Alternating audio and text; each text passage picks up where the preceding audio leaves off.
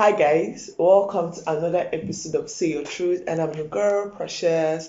And with me today is our honorable, Alefia James. aka Ashiwaju Igbo. It's nice to have you here again, our number one Igbo man. Anything says, as an Igbo man that I am, as an Igbo man that I am. It's nice to have you here once again, James. Thank you very much. Okay, so how was your week? Let us know. How did you do this week?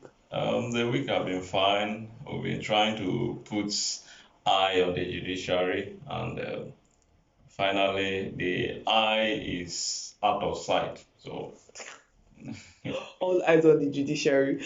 Okay, so according to your own point of view, do you think that the judiciary actually served us justice? yeah, I might not say for them because even after the appeal court judgment, Okay. the involved parties are also free to seek redress in the higher court, where we have the Supreme Court.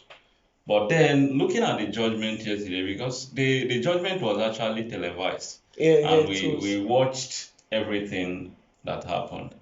And looking at what happened yesterday, I might say categorically that justice was served. Though though some people feel like maybe their interest was not protected because justice was not on their own side.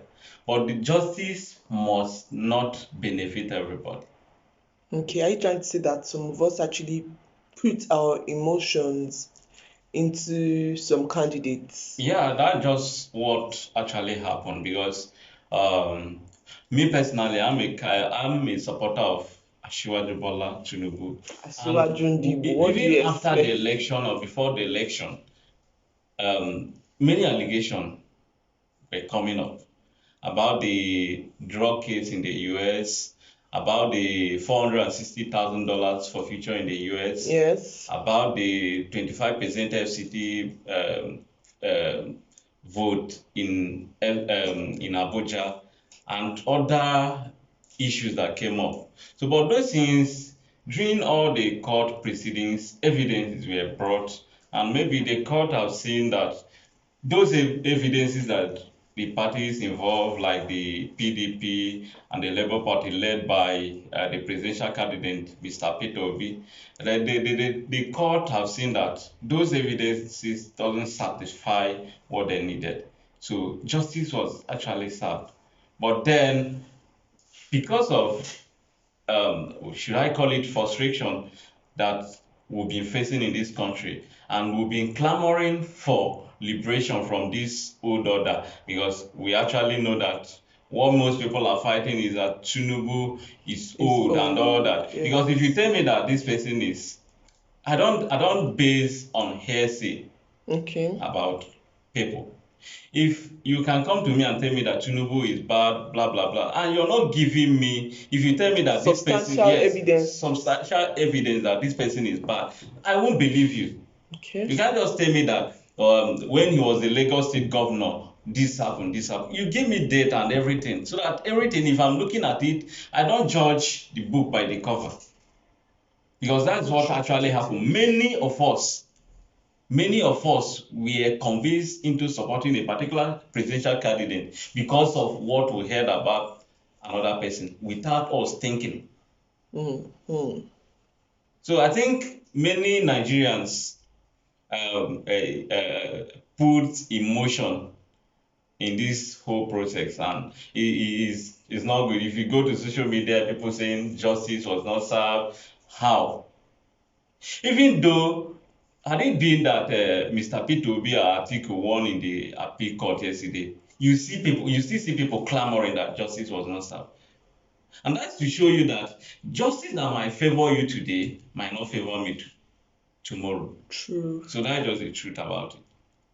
So in essence, I think the appellate court did justice to the case, because if let me use Lagos State for instance. Labour Party brought a case that election was rigged in Lagos. Yeah. So the court is now asking which of these polling units were affected. They couldn't provide the affected polling unit. Lagos is too big, Rivers is too big, and other states are too big for you to just conclude that they rigged the election. If you want to say they rigged the election, you have to bring out those polling units with evidences. And you see you like bulk of evidence in court. But then I don't know what happened. I am not a lawyer. I am not a judge. And I think the 5 justices of the Federation did, the 5 judges Okay. did justice to the case. So I think Nigerians, we should accept the outcome of this judgment.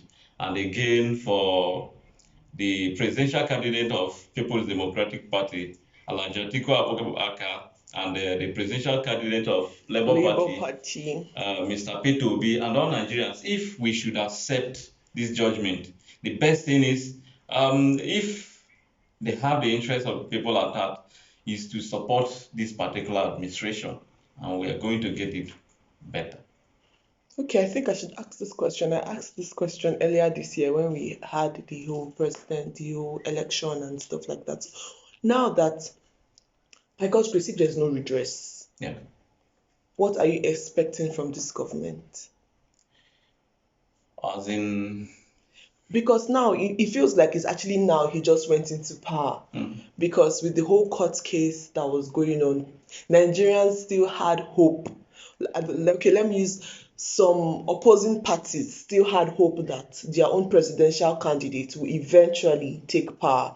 But now it seems as though we are going to continue with this particular candidate. Okay. So what are your expectations from the government, from his government? One thing we should all know is whether Kwankwaso or whether Mr. Peter Obi, whether Atiku Abubakar, at the end of it, they will be our president. Yeah. And they are going to govern Nigeria. And whatever thing that they are doing that is benefiting me positively will benefit all Nigerians positively. So my expectation from this government is too numerous. But I think, let me just summarize it, that every good thing that a citizen of a sane country should expect from a sane government, that's what I should be expecting. We Nigerians should be expecting from this government. And they've been taking measures, though the government led by Bola Ahmed Tinubu have been taking very hard decisions that is throwing Nigerians into frustration and hardship. Oh, yes. So, but those hard decisions are decisions that I think will pave way for greater economic development. Like when he removed the subsidy, I think he said he had plans. And last time I heard from the XA on media, I don't know his name, but I know the XA on media said something that the Port Harcourt refinery will be ready by December. I don't know how they are going to do that, but I don't know. I thought they shut down the one at Aja, or like not necessarily shut down. I busy at Eleko on the island in Lagos. They kind of like moved the reopening because it was supposed to open this year too. Nigerian refinery or Yes. Dangote's refinery. Dangote's refinery. That one is a private business. Okay. So we are talking about refinery owned by Nigerian government. Okay. So I think it will benefit us more, because what we do now is we have the crude here. Before we refine the crude, we are taking it to the outside the country to refine it, then still transport it back here. And you know the dollar and the naira rate, how yes, it goes. So those things are things I know it will benefit. Though Nigerians, I know many of us don't believe in Asiwaju Bola Ahmed Tinubu, but then we don't have any other country to go to. So I think what the government needs is our prayers, our support, and everything the government needs to do well. Okay, guys, I just believe that at the end of the day we should be hopeful and take the results with happiness and joy. And that's all for today's episode of Say Your Truth. Don't forget to follow us on all social media platforms, especially on YouTube. Like our videos, subscribe, comment, and please share. Thank you guys. See you next week. Bye. The pride of African entertainment.